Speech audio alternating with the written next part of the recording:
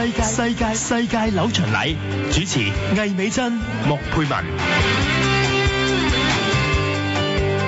翻到嚟呢個環節咧，我要介紹一位朋友俾你識啊！呢位朋友係咪都係馬來西亞嘅地頭蟲嚟嘅咧？咁又唔係，估錯咗咯。不過佢對於投資方面呢，就非常之有智慧嘅。佢本身呢，都係一位上市嘅金融機構嘅副總監嚟㗎。植永強先生，植生你好。係，你好，兩位。植生呢，佢就有20年資產管理嘅經驗、財務策劃經驗，同埋識得捐窿捐罅去唔同嘅地方咧，發掘投資嘅機會，係發掘好大潛力嘅投資機會。佢咧就曾經同另一位作者出版過一本書，叫做《勢在東盟：贏盡馬來西亞黃金10年》。哇，好犀利！我想知道你係咪根本係香港人嚟嘅咧？睇佢樣係啊，我係香港人嚟嘅，咁啊係啦，冇馬來西亞血統嘅。但係點解會出一本書？係咪真係10年之前你已經去咗馬來西亞嗰邊發跡㗎？未贏盡10年嘅，咁最初接觸馬來西亞地產應該係2012年。咁即係如果假設嚟緊，應該仲可以去到2022年嘅。咦，我哋跟下你都仲有6年7年玩下。贏盡埋嗰6年7年，好彩你話未盡啫。咁啊，如果唔係，我哋就會卻步噶啦。我知道佢哋有一個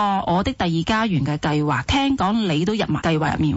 Michelle 係咪俗稱 MM2H？ 因為聽好多朋友講嘅，都想知多少少資料，真係好有興趣。香港咧2012咧開始政府出好多辣招，咁咧嗰個按揭嘅成數減到好低。咁我就走去馬來西亞啦，同埋澳門咁去揾一啲借得多。咁啊嗰陣時聽朋友講就馬來西亞原來可以借到7-8成按揭。咁啊即刻飛過去睇咗一啲樓，到真係博取嘅時候，發覺香港人去買呢，最盡就係借8成，但係原來呢，本地人呢可以借到9成或以上。咁但係中間呢，原來佢有一個位就係叫做第二家園，即係馬來西亞嘅半個自己人呢，咁啊申請之後呢，原來按揭成數可以多5至10%嘅。咁你就為咗呢額外嘅10%嘅按揭而參加咗呢個計劃啦？係啊，都爭幾遠㗎。咁你真係到最後有冇用盡呢個計劃所提供嘅優惠呢？即係借足9成去買樓呢？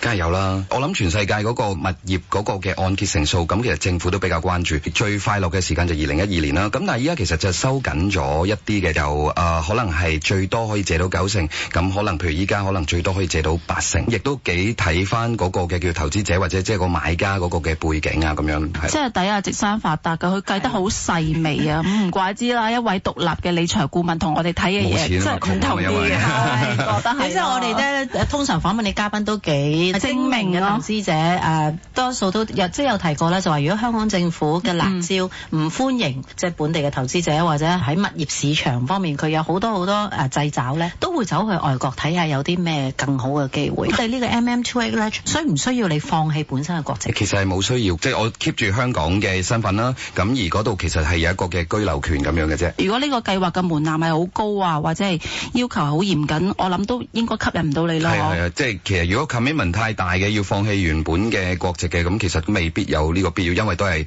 投資賺錢啫。希望有一個好吸引嘅地方咧，就係你仍然係住喺香港，但係呢個第二家園嘅國籍咧，俾到你一啲優惠，就係投資當地馬來西亞有優惠。你冇喺嗰度居住㗎，最後係咪啊？最後我冇嘅，其實我最密嘅咪1個月可能都係得一半時間喺嗰邊啫嘛。都係揾樓嗰段時間就密啲啦。依家收成期就當然唔使去得咁密啦。我哋如果申請嗰時，係要諗埋呢一方面啦。係，咁你最後個物業係點樣揾到錢啊？你係租啊，定係等升值啊，定點樣咧？其實我如果喺嗰邊嘅 portfolio 咧，理論上就我有住宅啦，有一啲 commercial 啦，甚至我哋同埋一啲嘅 partner 其實有投資一啲停車場嘅，基本上都係租金收入咯，好穩定嘅，係啊。但係你好犀利喎，你唔單止係買物業咁簡單喎，你仲要出埋書教埋人哋做呢樣嘢喎，點解會有個咁樣嘅概念咧？我自己做人嘅 philosophy 就係，如果嗰樣嘢係好嘅，你應該係去分享俾人，係啦，咁啊多啲人從中得到一啲嘅好處，因為我諗香港咧，雖然話一個嘅叫做國際嘅金融城市，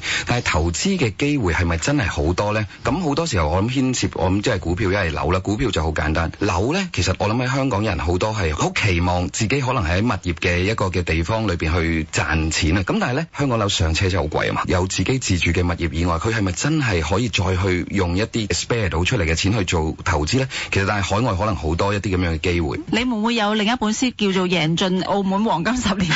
澳門好貴啦，其實依家同埋即係我諗係過咗啊！我其實去澳門其實都遲咗咗嘅。其實我諗，如果澳門可以倒退多幾年呢，即係可能係喺金融海嘯之後0910嗰一段時間呢，其實澳門嘅升幅係比香港多嘅。咁但係我諗嗰陣時好多人好驚啦，即係可能係關於一啲治安啊，或者係法制啊咁樣，比較可能冇香港咁清楚。我自己都係，因為嗰陣時香港都仲係好黃金嘅時間，銀行好歡迎你去借錢，估價又估得好足，所以其實就我都係 stay 喺香港嘅，喺嗰一段時間。好有共鳴就係而家啲香港人呢，就算自己有一層樓係自住嘅，再投資會唔會再諗翻香港呢？其實少咗好多。喺外國即係好多再想多知多少少呢。而家呢個身份係香港住，喺馬來西亞投資有優惠啊。咁如果我真係想係嗰度移民啦，即或者帶一家人去嘅，咁呢個 MMT2H 係咪都可以俾到配偶或者21歲子女留下可以跟到你一齊？我其實喺個過程裏邊呢幾年我係有諗過嘅，因為佢有好多一啲大學呢，其實係嗰啲外國嘅一啲名校啦，學費係比嗰個正式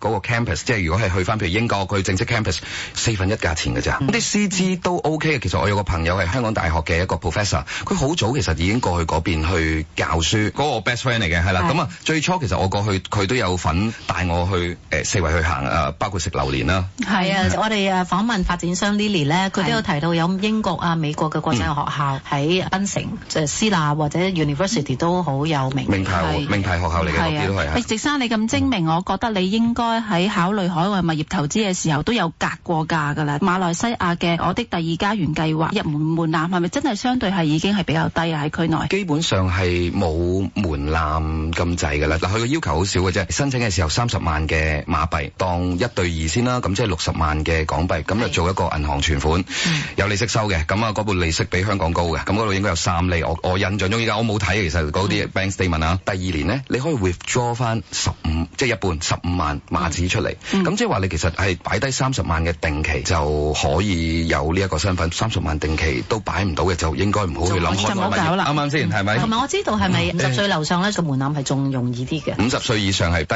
啲嘅嗰個 deposit 35萬。當時嗰個貨幣冇貶值咧，你擺60萬有3厘息都唔錯。其實而家貨幣貶值咗，我擺定期，可能過兩三年後升翻值，咁我仲可以變相係賺息賺價。呢個真係最 perfect 嘅。我想知咧 application fee， 譬如申請費用咧，係咪都唔係太高嘅？1萬蚊左右講。嗰個係揾一啲 agent 去做嘅，你自己做到自己申請都得嘅，自己申請都得嘅。但係你搭飛機去跑部門咩？係啦，咁裏邊牽涉好多部門嘅。不過但係當年係我自己做㗎。最後一條問題就係你2012年就打算去馬來西亞投資，2013年就出咗本書教人一齊揾錢啊嘛。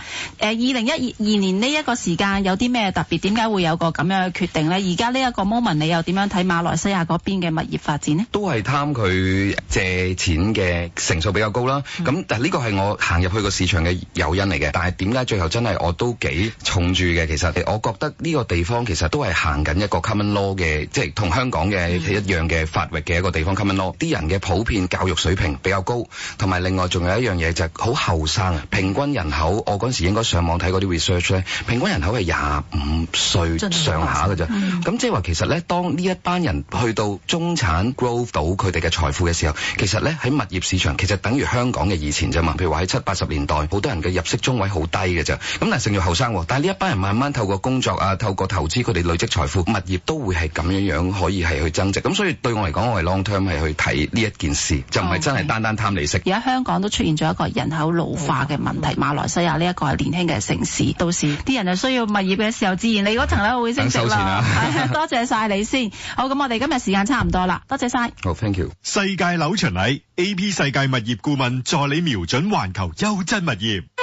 馬來西亞檳城物業展銷會推介全新低密度豪邸，位處檳城丹勇武雅高尚住宅區，依山面海，坐擁海景園林雙重景觀。根據綠色建築指標 GBI 黃金標準而建，綠色園林佔地47%， 5星級配套設施，總值2300萬園林景觀，3至5房單位，港幣338萬8起。今日同聽日，金鐘港麗酒店7樓，查詢28696683。